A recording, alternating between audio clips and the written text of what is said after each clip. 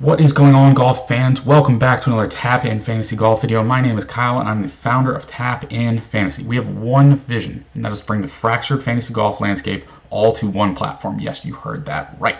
We call it the 6 pillars of fantasy golf. We've got traditional fantasy, one and dones, drafts, tiers, salary-based games, and betting all in one place for golf. We are currently in our development phase. Everything is still underway in the background, but once we get a solid foundation built, we can't wait to show it off. In the meantime, we're just going to be talking golf.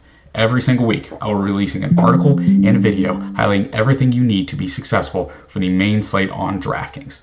Once we get our platform up and running, we will transition over to content for our own website, but for right now, it's just Draftkings.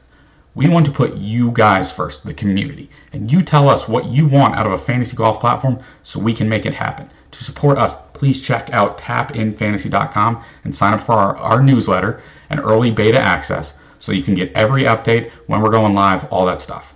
All you need is an email and you are good. Also, be sure to like and subscribe to the channel so you don't miss any content drops, and follow us on our socials. It will go a long way towards helping us grow and becoming the industry leader in all things golf.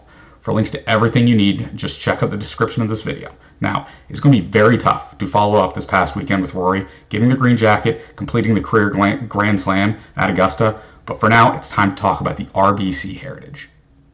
All right, quick overview. We are at Harbortown Golf Links in Hilton Head, South Carolina. We are a par 71, roughly 7,200 yards. We've got small undulating Bermuda greens with some Poa Turbialis overseed.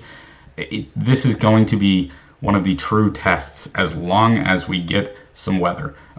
This is position golf. You need to be hitting to spots. Almost every approach is going to be from like 150 to 200 yards. You don't get many wedge games. It is one of the shortest off the tee courses. But with that, we are talking coastal golf. We really need the weather to play a factor if you want to see tough scoring conditions, and this week early on it is looking like it might not be like that. But just looking at Thursday, we might see winds eclipsing 10 miles an hour with some gusts up in the low teens, but that is about it. Temperatures 60s to close to 70 almost all day. If we're playing Thursday Showdown, I am not seeing any sort of wave split. The same can be said for Friday, a little bit warmer, maybe a little bit higher winds, but nothing is really standing out. With this being an elevated event, no cut, 70 of the best golfers in the world all playing in these similar conditions for pretty much all day, I don't think there is any sort of wave advantage, anything that is going to take any of these guys out of my player pool, other than their recent stats and how they really fit the course. Come the weekend, we might see an uptick in the winds, consistently above 10 miles an hour, maybe some gusts closing in on the high teens, but nothing crazy. It's going to warm up just slightly. Sun's going to be out. We don't have any rain in the forecast for really at all this week. You might see some quick rain showers just with it being on the coast, but nothing crazy at all. Sunday, we do get some overcast weather. Sun's going to be peaking around midday, but that'll probably be before the leaders even go off, and it's going to be the same wind conditions. I mean, this is nothing out of the ordinary for any of these PGA guys. Once you get up into the high 20s, mid to high 20s, that's where things can get tough. We're not going to see that at all this week. I think this is going to play really easy, and there is a slight chance that these guys hone in on the course record, which I think was Webb in 2020? Yeah. He was at minus 22. That was the course record, the tournament record. I could really see some of these guys, with this now being an elevated event, getting close or over that minus 20 number. But if we're talking wave advantages when it comes to weather, I'm not seeing anything. I think everybody's in play. So let's go ahead and move on to our projections, our modeling, ownership, all that fun stuff. All right, we are at Harbortown this week. Like I said earlier, this is going to be playing to a specific spot, less than driver off the tee. You're hitting from about 150, maybe 125 to 200 yards on almost all your approach shots. So when we were looking at our model, I'm very much approach heavy, very much from those buckets. It starts with, I just put 5 on approach just because. And given we're taking less than driver off the tee, we have very thin fairways. Driving accuracy is going to be very important. I have 25 total on driving accuracy stats. 15 on accuracy, good drive percentage and fairways gained. We need to be playing out of the fairway. Then from those shots, we need to make sure we're hitting them pretty accurately onto the greens. We have very small greens, so 125 to 150, 150 to 175, 175 to 200, add up to 25 as well. Now I stuck a little bit extra on this 175 to 200 because we come over and look at the course key stats. All these par threes, like right here, 182, 192, 185. 185. We need to be very accurate from that distance. And even on the par 4s and par 5s, that is generally the bucket we're going to be hitting from. So that's why I have 25 total there. And then just in general, I think with smaller greens, it's also Bermuda. Wanted to put a little bit on Bermuda putting. And then strokes gained in general, we have quite a few par 3s, all from similar distances. We have one extra par 4 taking away from par 5, so I threw some on there. And then right here, just because looking here again, 182, 192, 185, 185 for those par 3s. We did par 3s from 175 to 200 just for 4, just because it's going to hold some weight. I'm always going to be a big fan of some course history. I do think this course does have some, not fully sticky, but some general course history. So I threw 12 there for Harbor Town, and then coming down to wrap things up. This does play as a hard course. Some guys just don't fit the mold for these positional type links courses. And then from a distance perspective, it isn't the longest, but it's also not the shortest. So I threw 5 on medium courses. And just looking at what we've got, no surprise, we have Scotty up at the top. If we look at his numbers, I mean, do we really need to? He's playing like C+ golf right now, and he is 3rd in approach, 1st in par 4s. His driving accuracy is great. He's finally straightened that out. He had some early blips after the hand injury. I mean, the approach buckets we are looking at, second, and 1st. I mean, it literally doesn't beat that. He's 1st on hard courses. He's 1st in Harbor Town history. There is absolutely no surprise right now. I mean, even 3rd on good drive percentage. He fits the mold perfectly. I could easily see him going back to back. He's probably going to be one of my highest owned in the 10K plus range, even if he's that expensive. You do have to factor in this is an elevated event. It is no cut. So some of these guys in the 6K range, just because they suck doesn't mean they won't accrue points. As long as they don't withdraw, they're still going to be getting points, and that makes it a lot easier to get Scotty in for me. These types of events, when you're looking at Draftkings lineup construction, you will see some boomer bust, or a lot more boomer bust than normal cut weeks. So that's why Scotty, we're looking at this projected ownership of around 36%. No surprise, wouldn't be surprised if it came in higher. In general, though, if we look at our model score, Colin is coming right behind him. Like 1st in approach, no surprise. Great on the par 3s. His driving accuracy has been there, will always be there. I guess his biggest thing is he isn't the greatest putter on Bermuda, but like again, the buckets, 5th, 3rd, 4th. He's pretty solid at Harbor Town. I'm kind of shocked he isn't in the top 10 in this, and I do think eventually he will win here. Very well could be this week. But no surprise that he is ranking so high in the model. After that, that's where we start to see a little bit of some change up. All right, Russell Henley is coming in 3rd. Now, looking at his course history, if we want to just click on him, it is kind of a boomer bust. He's either in the top 25 or he's missing the cut. So like last year, T12, T19 cut, T9, back-to-back cuts, and then close to, I mean, T26 is almost T25. T23, cut, T6. So he's either probably going to do really good or really bad. We're coming off the missed cut at the Masters. I'm going to excuse a lot of people for that. I mean, he didn't putt all that well. It's really hard to putt. But if I remember correctly, he had an absolutely abysmal Thursday and then gained like 3 or 4 strokes on the field on Friday. Just missed it on the number. So I'm going to excuse him. But then before that, T30 at the Players, that's definitely a tough track. And then 1 at the API, T6 at the Cognizant. I think his numbers are really solid for a bounce back. So I'm really, really liking Russell Henley this week. Just looking at the numbers in general, pretty solid in approach. He's solid across the board. 7 to par 3s, pretty decent par 4s. Driving accuracy is definitely there. His approach bucket numbers. I mean, the long irons, that might be a little tricky for him. But first in those middle wedge, shorter irons, I think he'll be just fine. He hits the fairway, and he has generally good approach numbers. So what more can you ask for? Now, this is going to be, I think I just went backwards. It's going to make me reset this whole entire thing. So let me go back to my model real quick. But biggest outlier of the week is going to be Lucas Glover. We will talk about it in the next segment. When we're looking at kind of ownership across the board, finding some pivots. Lucas Glover is by far the highest owned guy in the 6K range, but I think it is for good reason. I mean, in this strong of a field, for him to rank 4th is absolutely insane. Just in general, like approach numbers, fairly solid. He's great on the par 3s. Maybe not the best of the par 4s, but his driving accuracy, being first in this field, is actually amazing. And he's great on these par 3s from that same bucket distance. Again, his irons, this is probably 3rd best in the field, maybe 4th, but 8th, 5th, 5th from those approach ranges. I mean, he is set up to play very, very well this week. It scares the crap out of me going with the high-owned 6K guys, but this might be one of those outliers where I just have to, because you don't often see in this strong of a field a guy like Lucas Glover at this price tag really stand out. I mean, and 10% in the grand scheme of things for 70-ish man field isn't all that crazy. So I'm loving Lucas Glover.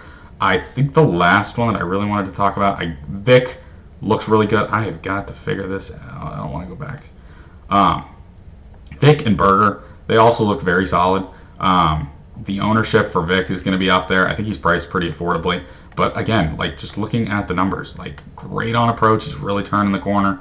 The par 3 scoring is decent. Par 4s aren't the best, but just in general, he has come a very, very long way since that shaky start at the beginning of the year. When he's coming into week saying that he's playing like a 1 out of 10, you really kind of have to listen to him and understand that his game was just not looking good. I mean, before the Masters of Valspar, I did not see this first place of the Valspar coming at all, especially with that poor around the green numbers. But again, cut.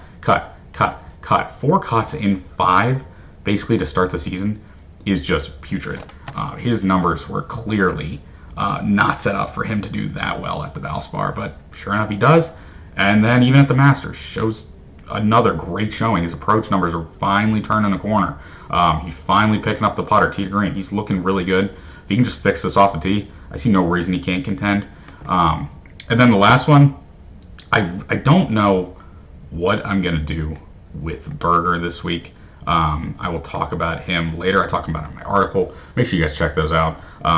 Every click goes a very long way.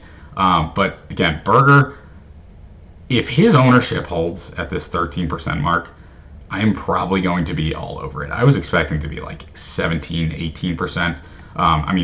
It's no surprise that he models very well. He seems to be very consistent every week. Again, par 4 scoring pretty solid. Approach numbers pretty solid.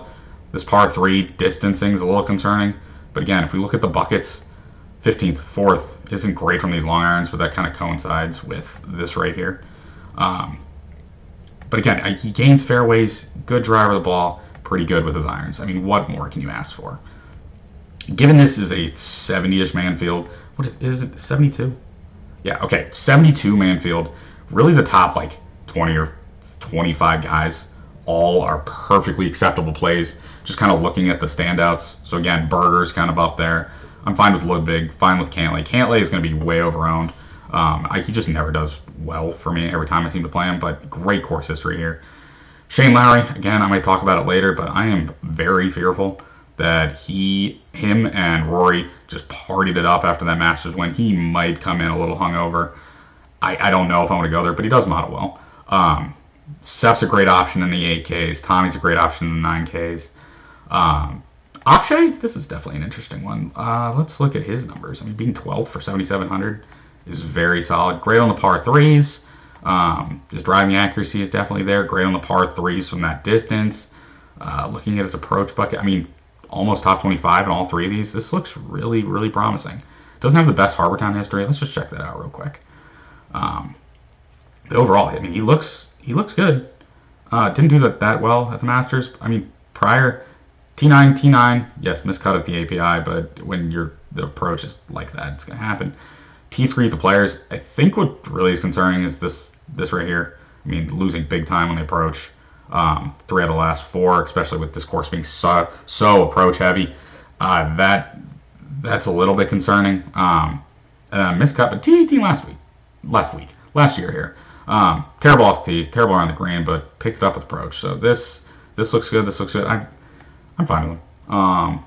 Again, models fairly well, and I don't need that. Let's get back to here. But yeah, everyone in the top 25. Some of the standouts for really cheap. Seabez looks pretty good, but this right here, he's kind of being held up by, let's see, I don't know what's holding him up. Probably this right here. Harbor Time history is pretty solid, pretty decent to these approach buckets, but I think he's probably more of a wedge guy. It's just not being factored in. So him at 6,300 is pretty solid. Harmon at 76, Rye at 79, but Rye's gonna be very high owned. Eckroad is one. I wrote about it in my article. 3% seems like egregiously low for someone that's going to model this well. Again, very similar to Seabest. Not the best on approach, but his driving accuracy there, if he can keep it in the fairway, I think he can do some damage, especially this 175 to 200 range. Like looking at his par 3, it's kind of interesting that this is middle of the pack, but then this is like almost top of the field. So definitely a name to keep an eye on from the low bucket. And then everybody else, I'm just going to go to the bottom and see if there's any guys that stand out that like really just don't model well. Wyndham Clark, probably not going to get there. Benyon, probably not going to get there. Bud Colley is going to be a darling, 8%, probably not going to get there.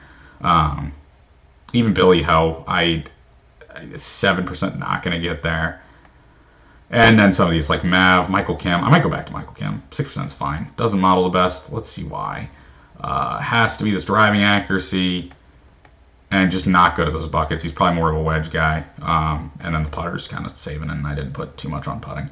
But yeah, some of these guys down here, like what's the highest?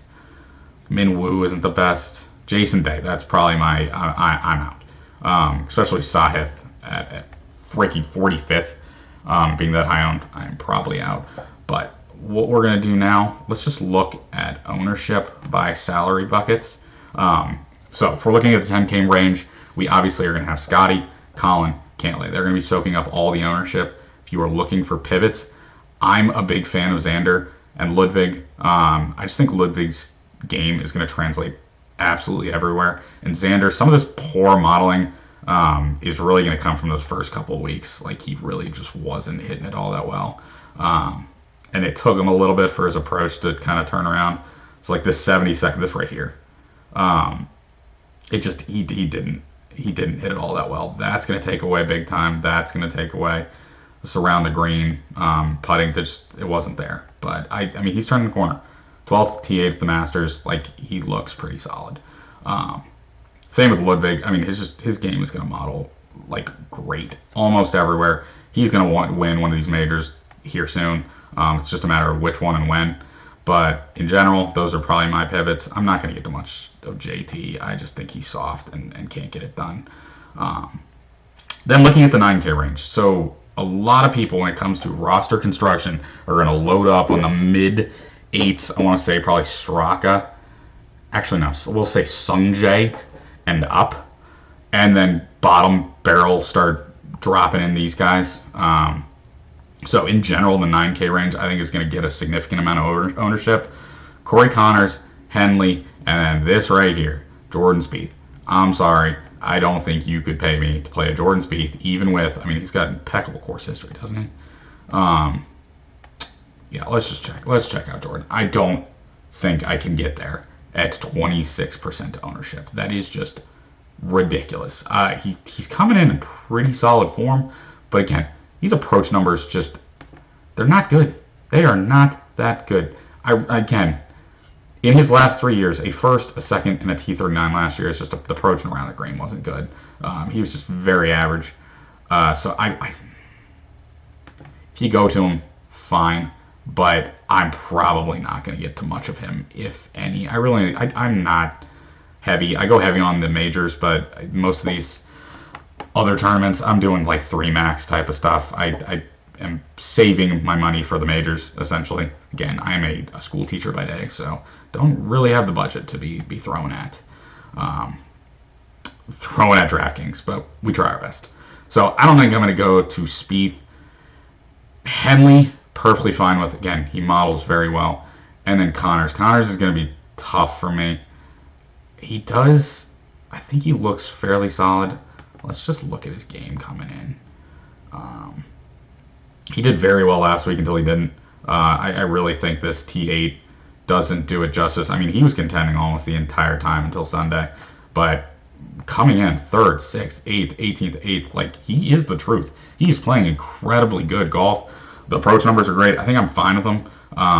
But that ownership is a little bit high. I would probably rather go Henley for similar ownership and $100 cheaper, but looks pretty solid. I think one of my favorite guys in this range is going to be Tommy Fleetwood. 11%, it's really just not there when it comes to ownership. The field isn't getting to him.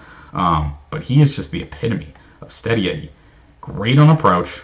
All right, pretty solid on the par 4s. Again, there's an extra par 4. Pretty solid driving accuracy. I think what's really taking away is this right here, the 150 to 175 range. But he's good from the approach bucket ranges. And, I mean, his good drive percentage. He's going to put it in the fairway, and he's going to give himself a good look on the greens with his approach shots. So I think Tommy's is definitely one of my favorites. Day didn't model well at all. Vic, I keep doing this to myself. Why, Kyle? Why? All right, let's open this guy back up. Any day now. Did I do it? Nope. Oh, nope, that did. Cool. Back on track. So, again, right there. All right, 9K range. Again, day didn't model well. I like Vic. He looks pretty solid.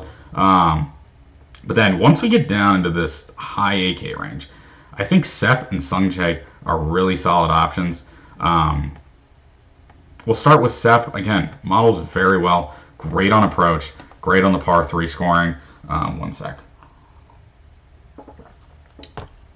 Sorry about that.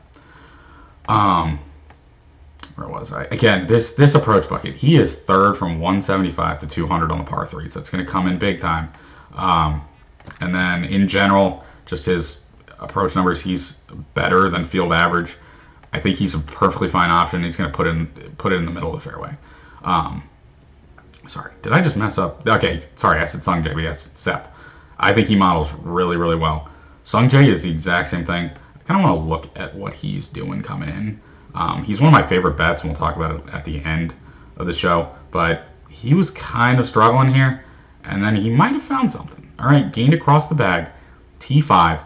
His RBC heritage history is really solid. 12th, 7th, 21st, 13th before 2 miscuts, the kind of beginning of his career. I'm not going to hold him back. But in general, fairly good off the tee. Again, he's going to put it in the fairway.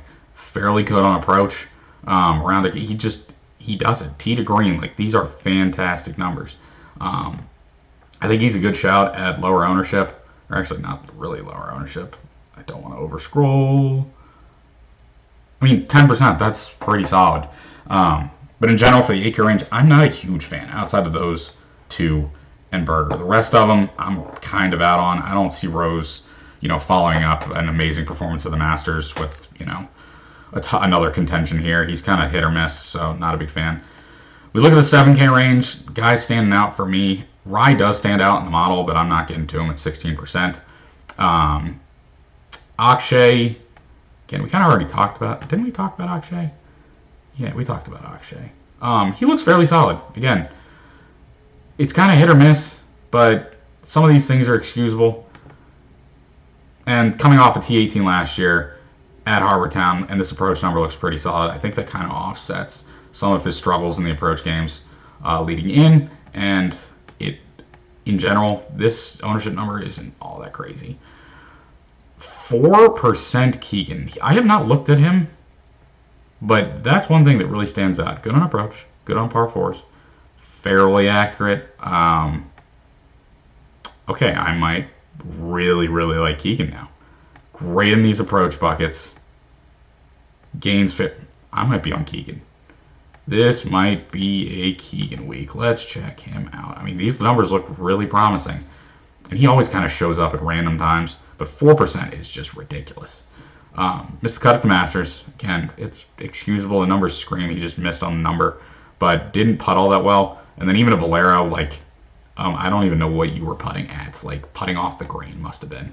But not the best, just in general. Like, his approach numbers are fantastic. I mean, dating back to the century. Even before that, the Hero World Challenge 5th, 15th, 6th, 15th. Some shaky starts in there, but then another 5th. Top 20. That was his first miscut in a hot minute. Then a BMW Championship first. I really, really, really like Keegan this week if he's going to be 5% owned. Definitely add him to your list. And then the rest of the 7K range, Siwoo Kim. This was another one. 4%. He models fairly well. I think what's holding him back is the approach numbers and the par 3 numbers aren't all the best. But he's going to put it in the middle of the fairway. And then from the approach buckets, it really screams. He's not good with his wedge game to kind of draw back his approach numbers. 17th, 23rd, 8th. That's very solid. Really, all three of these guys, Akshay, Keegan, and Seawood. Again, I'm looking heavy at these approach buckets this week. I think they're going to be crucially important. All three of them do very well in all three of those locations. So I'm all for it. And then again, their fairways game, they hit it onto the fairway. I think that is a great range to live if you want to go heavy at the top than one of these 7K guys, and then drop on down.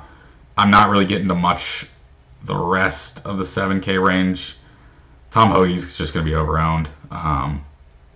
Harris English, I'm just going to say his name because every time I don't play him, but it's out of sight, out of mind, and then you see him, he's like T2. Just in general, he really models well. For a lot of places, but is he modeling well this week? Yeah, see again, he models well, but he falls apart. He's the same thing as Keith Mitchell, like does really well until he doesn't. Last guy in the 7K range, like, why is Will Zalatoris this price? And under 10%. Pretty good on approach, pretty good driving accuracy. It's got to be something crazy. I mean, at or above field average. I'm fine with Will. I mean, that's ridiculously cheap price for him, in my opinion. Same with Sam Burns, but he's not playing well. Going into the 6K range, I already talked about him. Glover, he's going to stand out big time. Bridgman was another one. He modeled quite well, right around field average for approach, above average par 3 scoring. This right here, he putts very, very well on Bermuda greens. I'm pretty sure his, what was it, the T3 earlier in the year. Again, I am not a.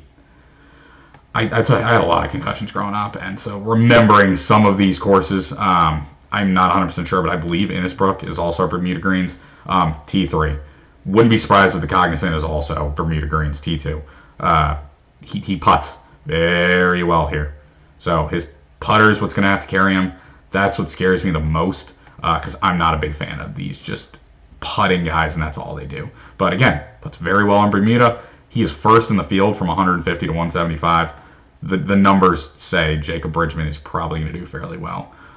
The rest of this range, sorry, I'm not going back to Homa. Ryan Gerard's always kind of a darling, not surprised. The 6% ownership. Adam Scott will get a lot of love just on name value. Same with Dietrich, but if they're modeling that poorly, I can't do it. Nick Taylor, you guys, for those that don't know me, now you'll know I'm always going to be a Nick Taylor fan. Guys that can win, I'm going to be all over that. He's cheap. When he doesn't win, he kind of sucks. But again, his approach numbers are fine. Par 4 scoring is fine. And he's accuracy. He's an accurate hitter. I think he's perfectly fine even at 7%. And then two guys down here that I have a lot of love for is going to be Austin Eckroat. I think in general, like his approach numbers aren't the best, but he is accurate. And his approach bucket, if I look right here, that 175 to 200 range, like he hits it there for 6,200. You could do a whole lot worse. He's decent at Harbortown. I think I might have checked it earlier. We'll check again. I know doing my research, I checked it, so maybe that's what I'm remembering. Yeah, 17th last year. He was terrible on approach. Everything else gained across the bag. I'm all for it. He can probably even beat that. So, and then he hits it on the fairway. So I'm fine with that. Cam Young, I'm shocked isn't just getting ownership, but I think people are finally coming around to the fact that this guy sucks. He's doing the Young name just really poorly. And then my last guy, I gotta talk about him, Matt freaking Kuchar. I totally understand it. He's 7%. he's going to be roughly 5 to 7%. He is the flat min, and he models extremely well. His approach numbers don't look all the best. He hits it in the fairway, very similar to Glover. All right, he putts well on Bermuda grass. We look at Harbortown. He plays very well here. I think the one thing that is very concerning, I keep saying I'm putting a lot of weight on these approach buckets, doesn't really hit it all the best in those spots, but everything else shapes up fairly well. I am all for it. And again, let's just look at Kuchar and look at his course history here. It is fairly solid. And even come in, a T18 at Valero, not bad. Didn't gain off the tee, but you don't need to gain off the tee here. That's not important. Sony Open, T21. He's got some decent finishes again at Harbortown, just dating back a number of years. T19, T3, T2, 11th, 18th, 9th, 5th, 1st. He won back here in 2014. You don't need much from him. You need him to finish like 25th at the flat min to actually pay off. And when you actually factor in, let's go ahead and just look at the Draftkings. I'm pretty sure it's opened up. You have an average, what is this? Average remaining per player. If you go Scotty, and then all the way down here to Matt Kuchar, all right, you're only falling down to 7,700. So he allows you to do a whole lot. I'm a big fan of it, but just in general, let's go back up the list. Guys in the 6K range, I like. I'm fine with Kuchar. I am fine with Eckroat. Even the Rio Hesitsune, he models pretty well. Probably not going to get on the Seabez, but Nick Taylor, big fan of. And Lucas Glover, that's going to be my 6K range. The 7K range, we're talking Willie Z. We are talking, again, the uppers. We're talking Keegan, Siwoo, Akshay. Big fans of those guys. I think Aaron Rye's a little too overowned, but I also do think he models fairly well. I'm fine with Aaron Rye. Then we get into the 8K range. I'm really only on Berger, Sungjae, Sepp Straka, and then going up, that's where I'm going to live. I'm probably going to do the boomer bust nature. Ron Vick. I want to be on Spieth, but I can't. I cannot do it. I'm on Fleetwood. Another guy I want to be on, Shane Lowry, but I just genuinely feel like he's going to have a hangover from, going out and partying with Rory. There's no way they weren't. I'm fine with Russell Henley. Corey Connors, again, iffy on. And then up here towards the top, I don't know if I can get down to that ownership, but he models fairly well. I'm mostly going to be on Scotty, Colin, and Xander. Those are probably going to be my guys. Ludwig, maybe some sprinkles. But those in general are going to be my guys. Actually, I'm going to flip-flop it. I'm going to be on Scotty, Ludwig, and Colin with some sprinkles of Xander. I just think Xander will come in under-owned, and his model ranking is kind of reflective of the poor play early on. So that is it for our projections and our modeling and our ownership. We are now going to take a look at some different props. Let's leave. Do I really have to log in? Crap. It logged me out. I don't want to show off all my stuff, but we're just going to go ahead and go to PGA Tour. I know the ones that I kind of want to talk about. That's not PGA Tour. What are you doing? All right. We are going to be looking at, let's find it. We're talking matchups, 2 balls. First thing that's going to start off, I'm going Matt Kuchar. All right, I really like him against Sam Stevens. Sam Stevens is like 8th to last in my model, and Matt Kuchar actually looks pretty solid at almost plus 100. I think that's a really good number to be at. Then we have to scroll down a little bit, and we get to, I want to take Siwoo Kim, to be quite frank, but I'm not. I'm definitely not going to do that one. I'm fine with Lucas Glover here as well, but that was not my standout one. This one right here, Rick. I did not talk much about him, but if there was one guy, let's go ahead and look at our model and look at dead last. So by score, dead last. Carl Phillips does not even sniff, the second worst in scoring. So I know the number is steep, but I am probably going Ricky Fowler at minus 150. You can put that together with Matt Kuchar. You're looking at plus 225. That's pretty solid to me. I mean, it's risky, but the guys they're going up against I do not think fit this course all that well. Ricky doesn't even model all that well, but if we're going to look at Matt Kuchar and how he models versus Sam Stevens, I just had to look at the guy that models dead last. And in the first round, let's go ahead and just take the guy who's playing at whatever odds it is. So minus 150. The last one I'm going to look at, and I talked about it earlier. I got to find it. It is these round props, or is it golfer props? Nope. Nope. It's maybe it's tournament props. Nope. What the heck is it? Round, low score, player round score. Here it is. Okay, player round score. The biggest one that stood out to me is that Sung J M number. Under 69.5.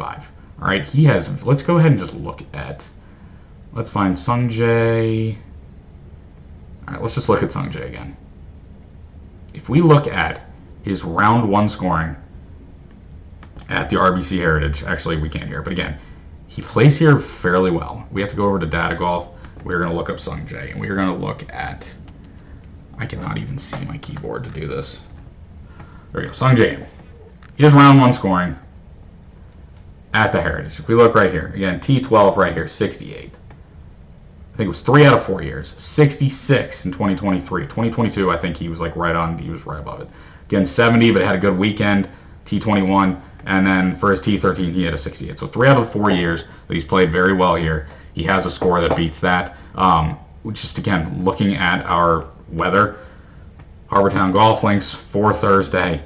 I mean, it looks real clean. I can't imagine the wind is going to play a big factor. I think the scoring is going to be lower than in general.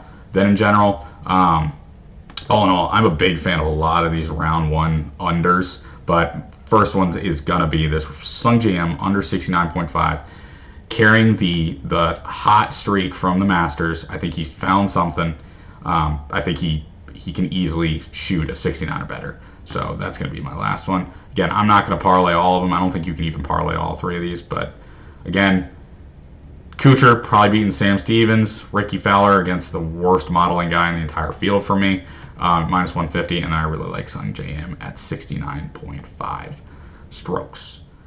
And that is it. Thank you guys for watching. We can't wait to share all that we have going on behind the scenes. But again, in the meantime, be sure to like this video, subscribe, follow us on our socials, and fill out the beta and newsletter form. That is the best way to get in on the ground floor of what we think is going to be the industry leader in all things fantasy golf at Tap In Fantasy.